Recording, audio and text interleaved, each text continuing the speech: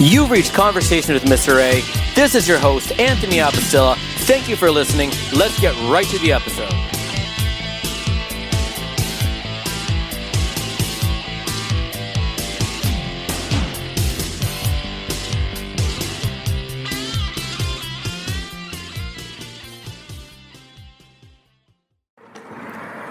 Welcome to Conversations with Mr. A. This is your host, Anthony Apostilla. So for today, I have a special guest. His name is Mr. KJ McLean. It's from KJ Junk Removals. It's a fun little project. This is a pleasure. Thank you, KJ, for being here. Absolutely. Thank you.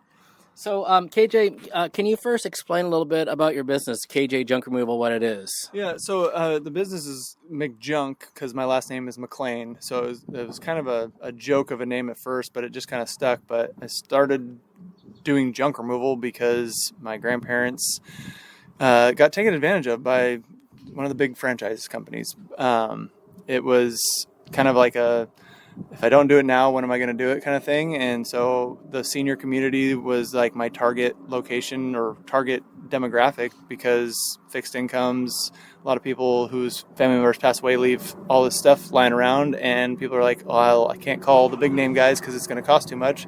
So I figure, why not try to take a luxury service and turn it into an affordable option, figure out a way to make it affordable without being like everybody else, and just saying, here's a transaction, provide a service. And last year, working for another company as a side job while my wife finished her teaching degree, I learned a lot of what I didn't like about the industry, and I learned a lot of good things of ways to stack things into whatever trailer or box truck or whatever it is you're putting in. But just I learned a lot of the ins and outs of how not to do business and how to do it. And being a first-time business owner, I've also made some mistakes as this is new, and underestimated a lot of jobs. But it felt like it was my time, and the need was there, especially with the economy being where it is, and the county we live in, being Kitsap County, is almost 20% seniors. So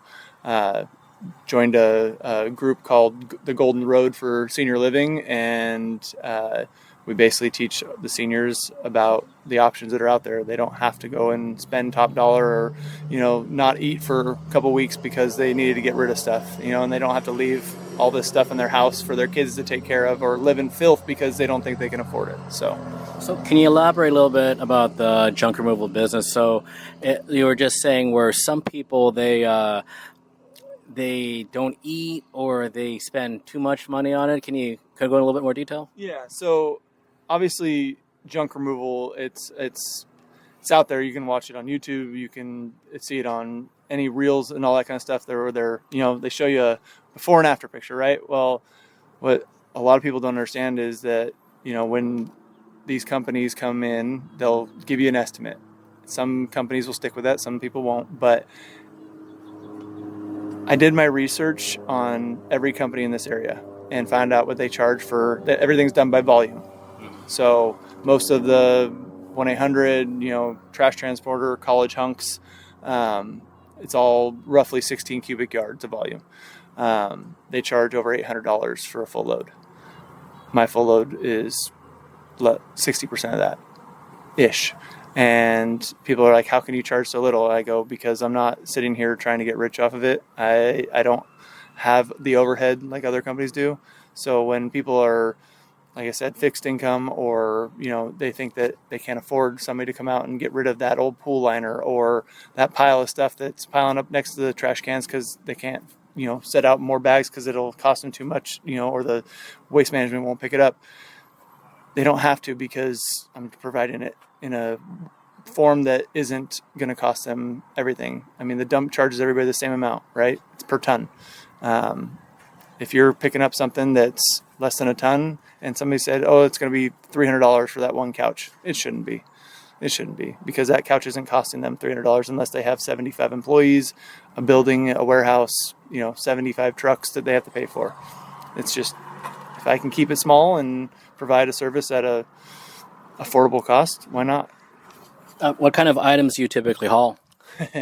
So we can take couches, mattresses. I I take lumber that's, from an old deck, an old fence, all the way down to lampshades and socks, donation items, that kind of thing. That's why the slogan kind of fell into place, big or small, we haul it all, because there's literally nothing we don't take other than hazardous waste and chemicals, because that's not part of the licensing. To do that, there's a whole spiel of stuff that you have to go through, training and have extra insurance and everything, but this is fully licensed and insured to do what we do. What's your process when someone calls for a pickup? So I try to keep it as simple as possible and as easy as possible. So obviously you start with a hello. Obviously there's questions that we have to ask.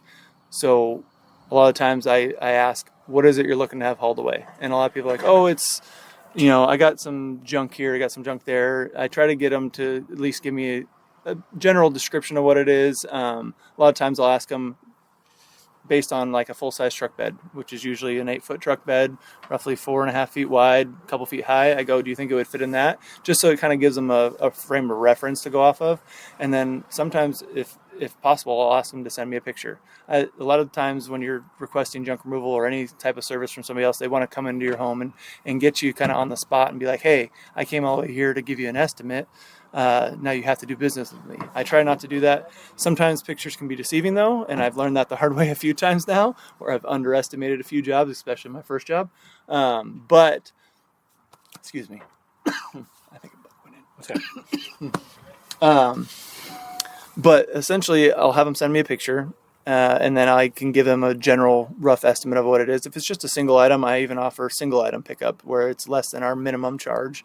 If I have to tow a trailer or show up with, an extra guy or something like that, then it varies in that sense for the items that we're picking up. Obviously there's bulky, heavy items, or if it's, in a 3-story house, top floor, or in a basement or that kind of thing. So, generally I'll give them a estimate based on photos, or if I have to say it's a whole house clean out or something like that, I try not to do those estimates over the phone or by pictures, because sometimes the angle will be like, oh yeah, it doesn't look like much, but then you get there and it's way more than you expected. I try to load as much as I can into each load so that it's cost saving for other people, that kind of thing. I don't, take each trip, every little bit to the dump, because then it costs more on my end for fuel and dump fees, that kind of thing. So, but donation items are discounted. Anything recyclable gets discounted. My wife hates it, but I have a few piles on my property as I'm sorting things between recyclable, donations or yard waste, that kind of stuff. So just try to keep it as minimized for the landfill.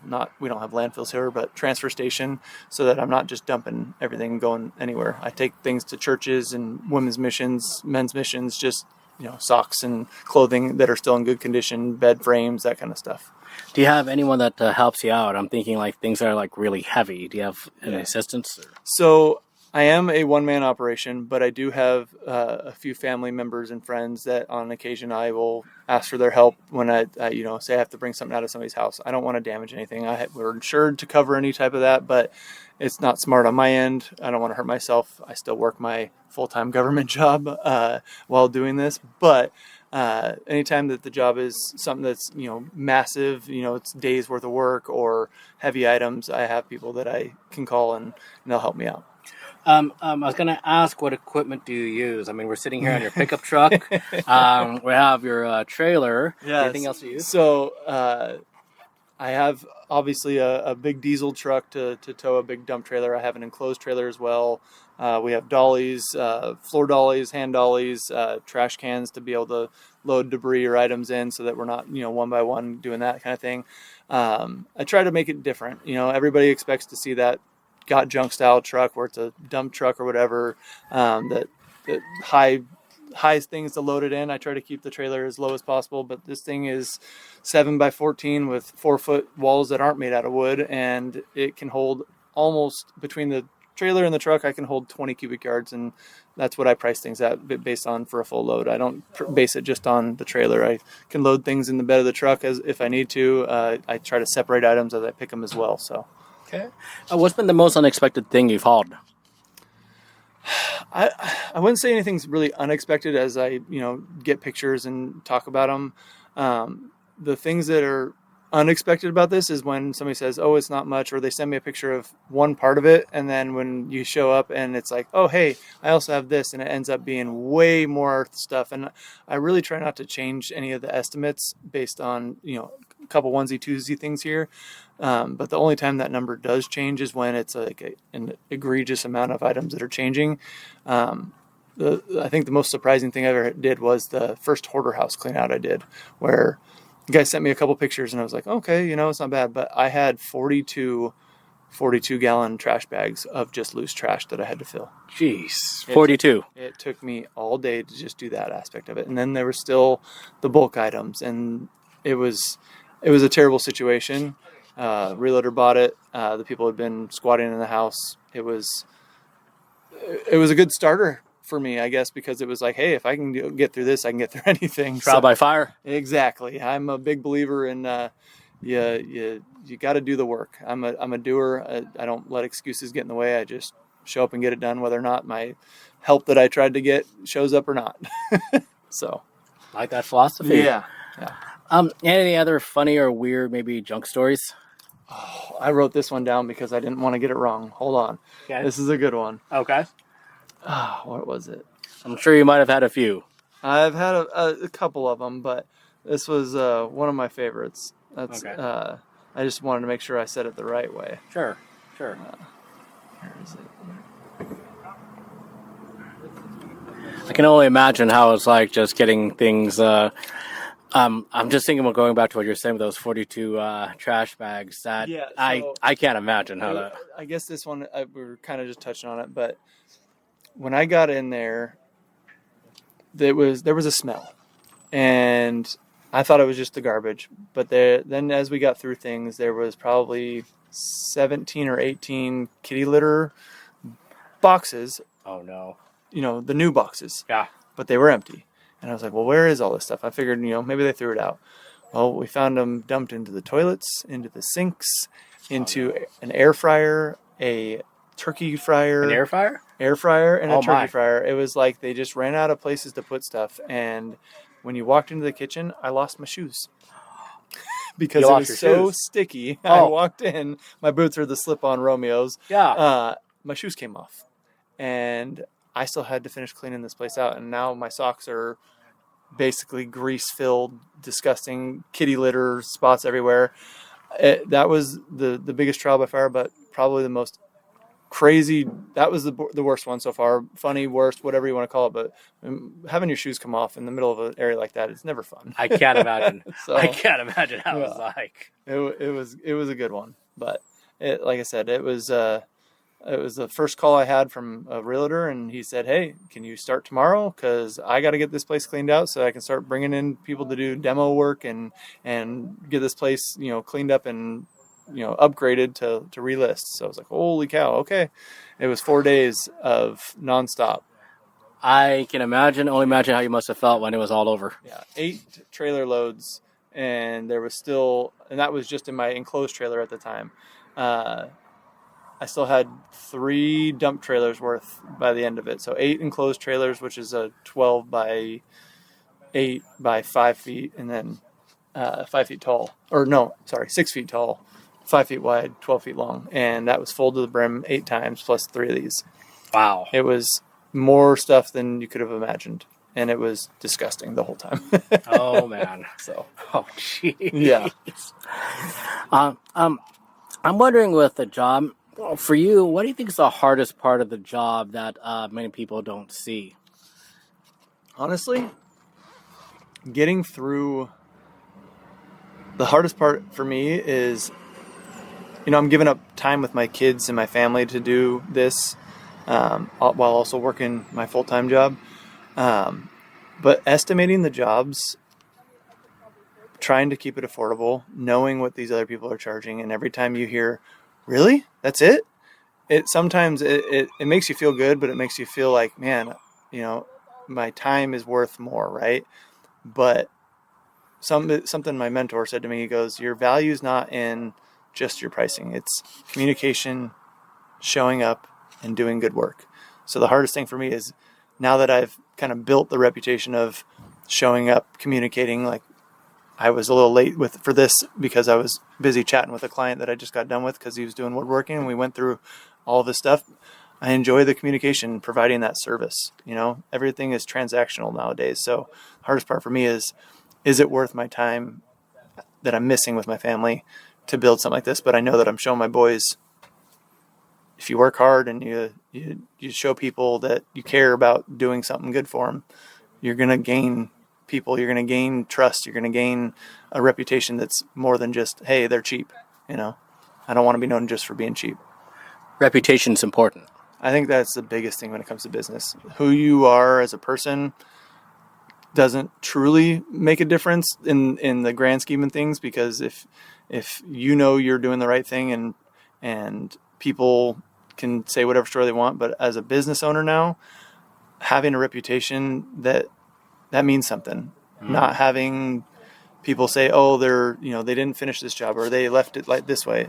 I'll go and literally sweep up yard debris on the driveway that even though they piled it there, I'll sweep it up and make sure that it looked like it was never there. A lot of times I see pictures of other junk removal companies and they're like, hey, we just finished this, and it still looks like they didn't, rake the grass up of the little bits of styrofoam that were there or whatever.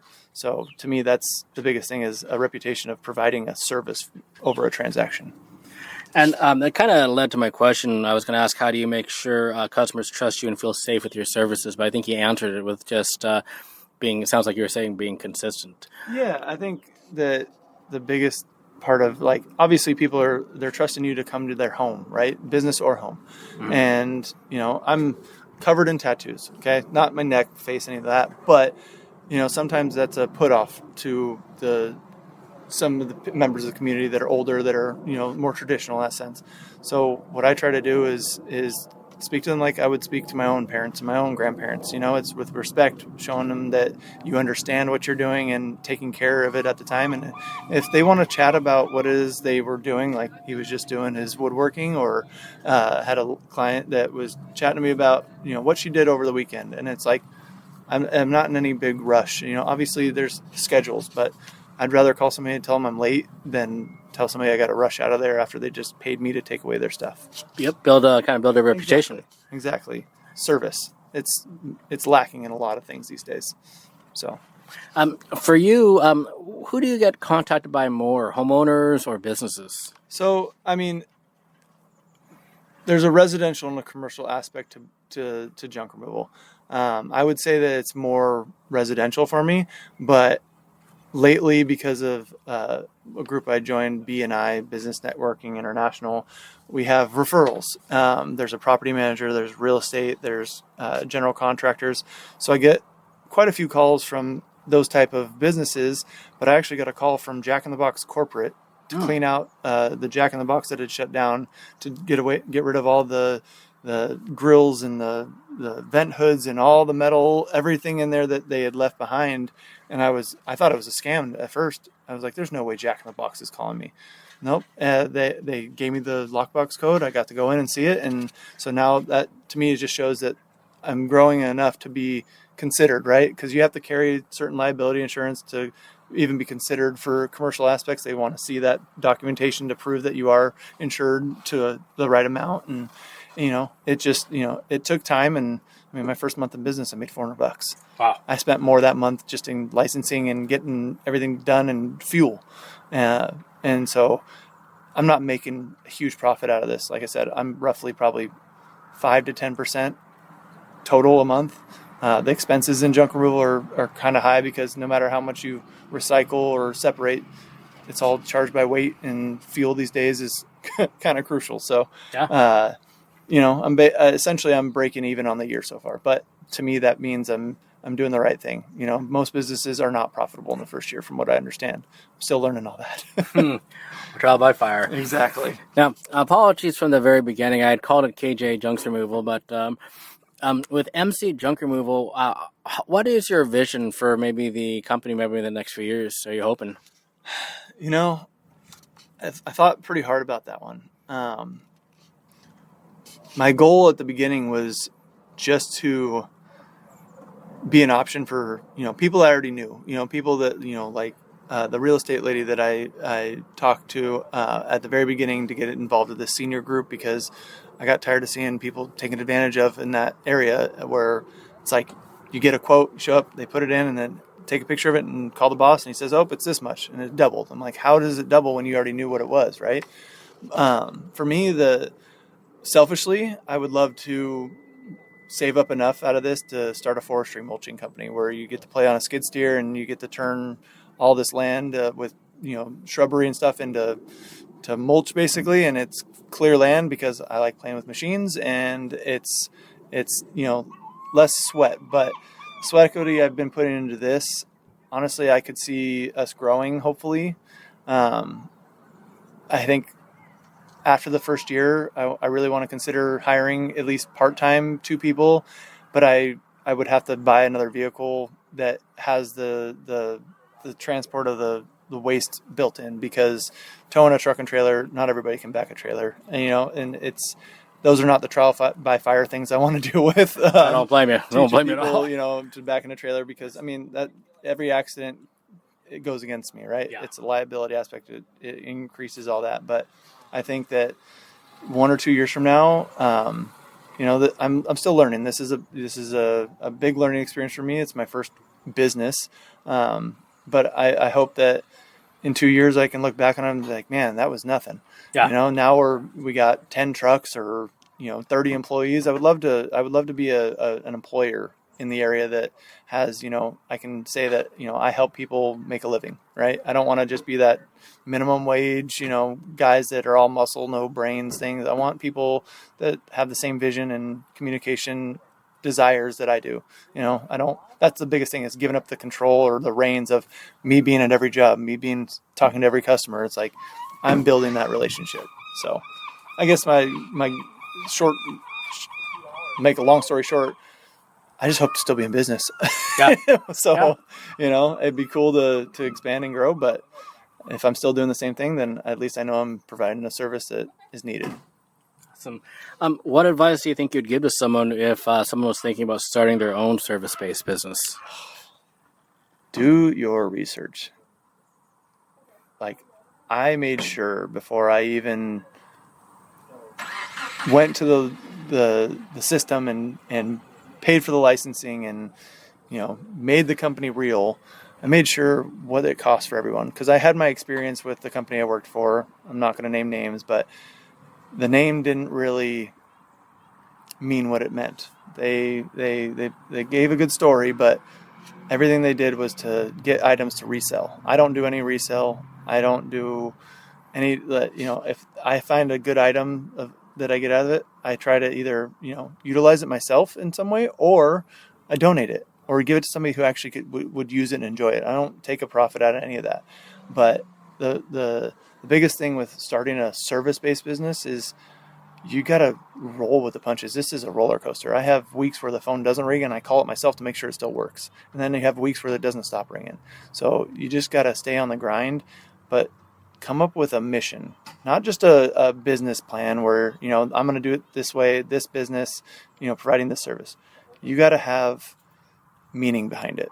Why are your why of what you're doing is the biggest thing. If you're just doing it to make money, I'm sorry, man, but that first few months is not going to be great, because you're going to be spending more than you're making. You're going to be like, why am I doing this? Like, underestimating that kind of thing. And all of a sudden you're spending 12 hours on a job and you're like, I'm making $1 an hour at this part, So just have a game plan, research, and have a good why.